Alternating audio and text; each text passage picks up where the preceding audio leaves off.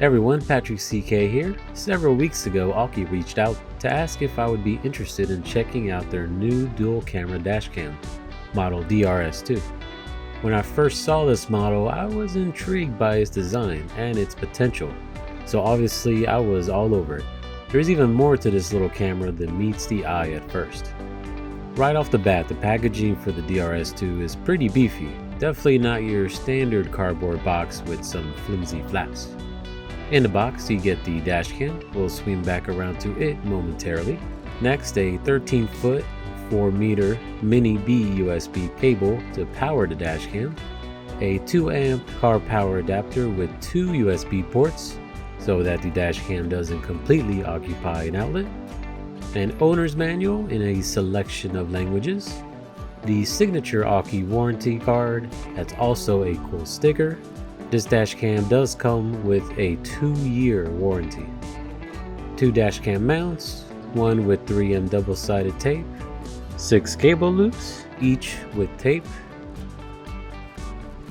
some extra pieces of tape for those mounts, and a trim removal tool. A nice addition that will be very useful for installation. These next 3 items will give you a hint to a very cool feature of the DRS2. First, you get a proprietary 23-foot or 7-meter male to female mini B USB cable and 2 more mounts of a different variety. Again, one with tape and one without. That's quite an assortment of stuff you get in the box. I love how Aukey provides spares for both mounts just in case. Now let's see how they all work together by taking a closer look at the dashcam. My initial impressions are that it feels like a quality piece of engineering, clean with a subtle design that I love. Although the gray housing around the cameras do push my OCD button, I would have preferred it to be all black like my DR02, but I have to see it in place before I pass my final judgment. Overall though, it feels like something that will last the test of time, and it better because I live in Georgia and I have a black car now. Heat is a killer of all electronics. Luckily, the DRS2 utilizes supercapacitors instead of a typical battery, which means it can handle extreme heat and cold way better and for longer than most batteries fitted to this kind of device. Taking a look around, on the left side you have the slot for the micro SD card, which supports cards up to 128 gigabytes. You also have the microphone and a reset button. On the bottom, or top, whichever way you want to look at it, is the 2-inch LCD screen and the accompanying buttons below, which all perform certain functions that we'll review after installation. The buttons themselves have a great tactile feedback, just adding to the overall quality. On the right side, behind the second camera, is the Mini B USB port for power, and a port to hook up your compatible GPS antenna, like the Aukey GM32. Of course, you buy a dashcam for its camera, or cameras in this case. Both of these cameras use a Sony Exmor IMX323 CMOS sensor. They both record in true 1080p at 30 fps, with the option to record at 720p at 30 or 60 fps. The front camera has a 170 degree field of view, the rear 152 degrees. Altogether you get 322 degrees of coverage.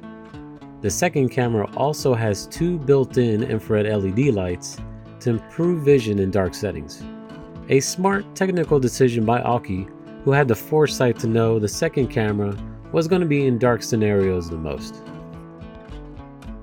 Both cameras can rotate across their Y-axis to make sure you have the best view at all times. The front camera can rotate 90 degrees from its original position, locking in at roughly 50 degree increments. This much rotation allows it to accommodate even extremely angled windshields. The second camera can rotate even more at 135 degrees. Its motion is a bit smoother, so you have even more control of the view once installed. Here's where things get interesting, and I think is this dashcam's defining feature. The second camera is, wait for it, detachable. That's right, with just a little pull you can pop it right off the main body. Now you see where all those extra cables and mounts come into play. This is such a simple implementation that takes this camera to the next level. Whether you detach the camera and mount it somewhere else or leave it in place, you still have a ton of flexibility. I use that flexibility to create my own setup that some of you may be interested in. Installing the Aukey is a fairly straightforward process, but there are some details that may not be familiar if you haven't installed a piece of equipment like this in a car before. This step is optional, but the first thing I'm going to do is replace the gray 3M tape with the same VHB or very high bond double-sided 3M tape but in black on both the dashcam mounts and the cable loops. Previous experience tells me that the gray tape sticks out like a sore thumb, so I'll go ahead and swap it out now. Links to the 3M roll I used will be below. Next, insert your micro SD card by sliding it into the SD slot with the contacts facing toward the screen. The locking mechanism is spring-loaded, so you'll hear a little click when it's in place. To remove it, you push inward on the card to release the spring and it will pop out. I'm using this Samsung 128GB Evo Select Class 10 UHS-C Speed Class 3 card. These cards are great, and for only $17 you can't go wrong. A link to the card on Amazon will be in the description. Just as in any installation, you want to clean the surface where the camera will be mounted and make sure it's dry. Next, I chose to go ahead and attach the mount to the camera. It makes it easier to properly align the whole camera when adhering it in place, as opposed to just trying to place the mount on its own. I also removed the second camera so everything looks balanced. Remove the adhesive backing and carefully attach the camera and the mount to the windshield while trying to keep it level. I placed mine a little below the rear view mirror mounts so that it's out of sight while I drive. Of course, you can put it lower or in the corner or wherever suits your fancy. If you plan on leaving the second camera attached, just make sure it has a good view into the cabin. Now for the fun part, running the power cable. Go ahead and plug the cable into the camera. Depending on the make and model of your car, this part may be easy or difficult. In my car, a 2017 Honda Fit, I can easily tuck the cable over and under the edge of the headliner, running across the passenger side of the windshield, completely concealed. In some cars, you may need the trim removal tool to open the gap to slide the cable in. Just remember to be gentle. Bringing the cable down was a little weird because of the peculiar design of the A-pillar in the Fit.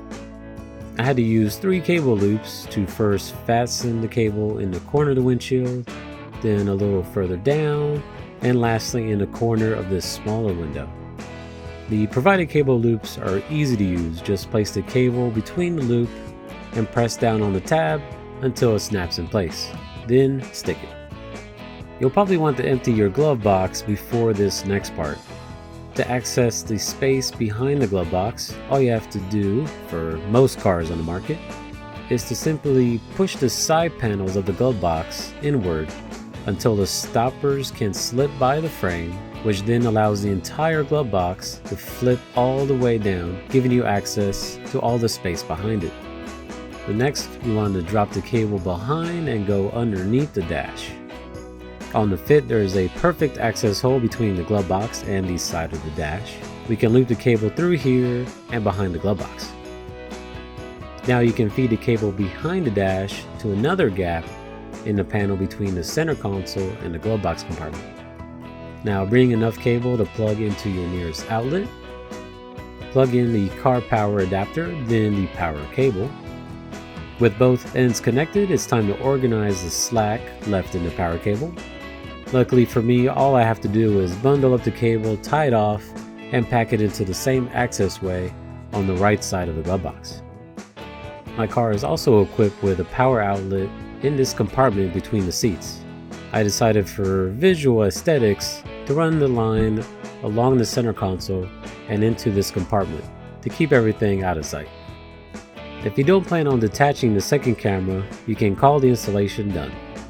For me though, since I put the dashcam behind the rear view mirror, I had to find another place for the second camera. I decided that I wanted an interior view, so I mounted the second camera above the rear view mirror. Technically, I put it upside down, but this was on purpose because I wanted the cable to come out the right side, and I can flip the video whenever I need to. I feel that having an interior view of your car is a good idea because you simply don't know what can happen. Especially for those of us who rideshare, it can protect the drivers and the passengers. I don't understand why it's not mandatory. It also suits my car well because I have a great view out the back thanks to the inherent benefits of being a hatchback. This may not be true for everybody. Of course, many people will opt to put the second camera on the back window to get a view of everything behind the car. You'll just have to run the power cable to the back. The important thing to remember about running any cable from the front to the back is to run it low, putting it under the door kick plates and the side trims. You don't want to try and tuck it in the headliner on the side because most modern cars have side airbags that deploy from above the headliner. Don't even try, please. To mount the second camera, slide it into one of these cylinder-shaped mounts, lining up the 2 pegs and the connector to the 3 holes on the inside of the mount. The USB connector can only be slotted in one way. You should hear a snap when you push them together, letting you know that they are secure. Now run your cable line, plugging in the male end of the cable to where the camera used to be on the dashcam. Since I only really need like 7 inches of cable, I tuck the rest of it in the front of my headliner. Not pretty, but no one will be the wiser. I do wish they didn't use a proprietary cable so that I could have bought a shorter run for this setup. Oh well. Hold the mount and camera as you plug in the cable. The cable will also snap into a little dimple on the USB connector of the camera. This sandwiches everything together. Finally, with everything in place, we can appreciate a few things, like the mounting system. It's really simple but immensely effective. Unlike the suction cup solutions employed by other dashcams, this mount will not move when you hit a pothole or slowly drift out of position from everyday driving. The way I mounted it, all you see is the second camera. The primary body is hidden away, and even though that gray still sticks out a little, it's not too bad since it's pretty small. Now it's time to power it up. Turning on the car will automatically power up the camera. On initial setup, the first screen asks for you to choose a language, and then enter the dates and time. Also, if you didn't format the microSD card like I forgot to do, you will be prompted to do so, which only took seconds to complete. Even though the screen is only 2 inches big, the text and menu items are sharp and crisp, which makes it easy to browse through all the settings and confirm the resolution, loop timing, etc. The menu layout and button configuration makes navigating everything easy and intuitive. The first button takes you to the previous menu.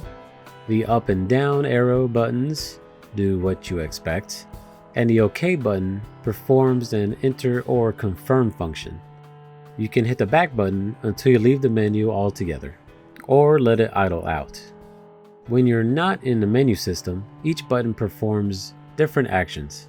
The first button is an emergency recording button. When pressed, the current recording will be put into a separate folder protected from being overwritten. If the up button is pushed and held, it will turn on and off the audio recording. You'll see a little microphone icon in the top right corner of the screen. If the down button is pushed and held, it will take a screenshot of the current view. If the down button is only tapped, it opens the menu. Pressing the OK button will switch the display on the screen between the 3 available views. The DRS2 also has a motion detection feature for when your car is parked. But this requires continuous power to the dashcam, which most cars do not provide when turned off. There are a couple solutions like using a power bank or Aukey's own OBD2 adapter kit model PM-YY. I'll be reviewing the PM-YY in another video because there's a lot more to go over than you would initially think. When it's time to download footage, I find it easier and faster to pop out the SD card and connect it to another device. There's a couple ways to go about doing this, but you'll need an SD card reader no matter what. For my PC, I've been using this Transcend USB 3.0 multi-card reader.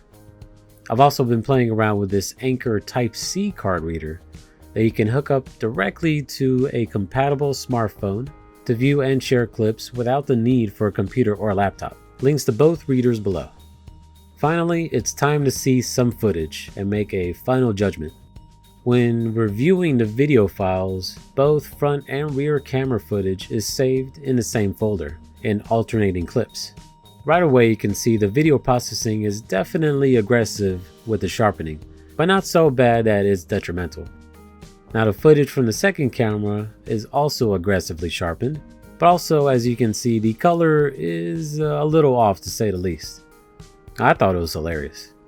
These funny colors are due to the infrared LEDs on the second camera.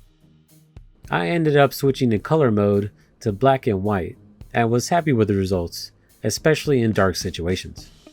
Even with these small niggles, the video quality is superb. You can read signs and license plates without problem, day, night, and everything in between. The viewing angles give you so much to work with. I love it. Here is an assortment of footage in some different conditions.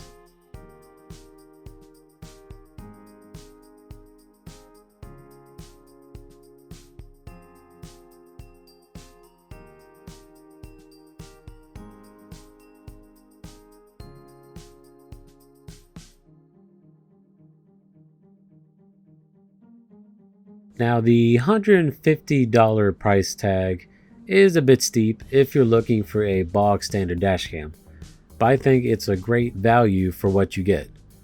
2 true 1080p cameras, great build quality, innovative design, and a 2-year warranty. It's hard to find a good quality competitor in the same space. Link to the dashcam on Amazon will be below. Special thanks to Aukey for sending me the dashcam to check out. That's it for this review. If you liked it, consider subscribing and hitting that bell for future videos.